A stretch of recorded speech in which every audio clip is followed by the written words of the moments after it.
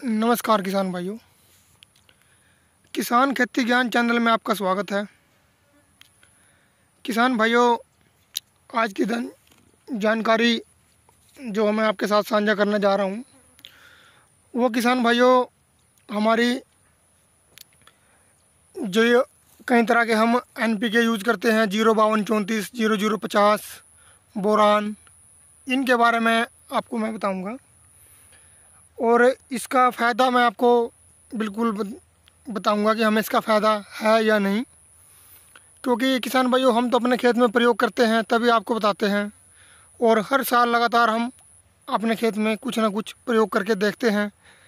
हर खेत में अलग अलग उसका हमें क्या रिज़ल्ट मिलता है और इसका डालने का फ़ायदा भी है या नहीं। तो किसान भाइयों, जो हम इनका प्रयोग करते हैं तो उसके बीच में किसान भाइयों मैं आपको बोलना चाहूँगा, अगर आप हमारे चैनल पर नए हैं तो चैनल को सब्सक्राइब कर लो।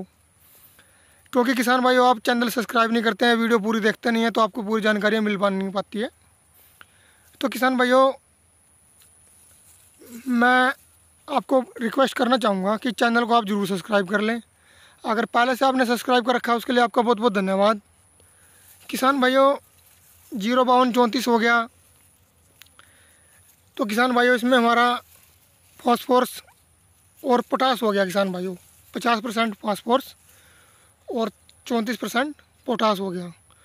तो किसान भाइयों फास्फोरस तो देखो किसान भाइयों हमारी ज़मीन से हमारे धान को मिल जाता है, जिसको हम DAP भी बोलते हैं।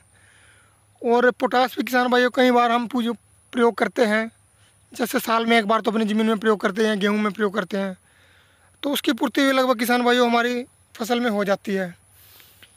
और अब किसान भाइयों बात करते हैं हम 0050 की, जिसमें खाली पोटास होता है किसान भाइयों। तो किसान भाइयों पोटास का काम क्या होता है, जैसे एक तो ये हमारी फसल को मौसम से लड़ने की, जैसे हमारी बालियाँ निकलती हैं तो इनमें दाना बनने में और प्रकाश संश्लेषण की प्रक्रिया जो होती है हमारे धान पौधों में, किसी भी फसल में आप लगा सकते हैं। तो किसान भाइयों उसमें यह दाना बनने की प्रक्रिया में बहुत ही महत्वपूर्ण योगदान रहता है इसका, फसल को हरा भरा स्वस्थ रखता है पोटास। तो किसान भाइयों अब कहीं आपको जानकारी मिलती है कि यह धान की बालियाँ मोटी कर देता है। और अब मैं किसान भाइयों वीडियो के बिल्कुल लास्ट की बात कर रहा हूँ, जो मैं आपको बता रहा हूँ, वीडियो आप स्किप मत करना, मेरी बात ध्यान से सुनना। तो किसान भाइयों ज़्यादातर देखो आपने प्रयोग किया होगा और आपको भी पता है 05234 क्या होता है, 0050 क्या होता है और बोरान क्या होता है। बोरान का भी काम ये है तो किसान भाई धानों के बराबर में काम करता है। लेकिन किसान भाइयों जो महत्वपूर्ण जानकारी इस वीडियो की है वो आपसे मैं साझा करता हूँ।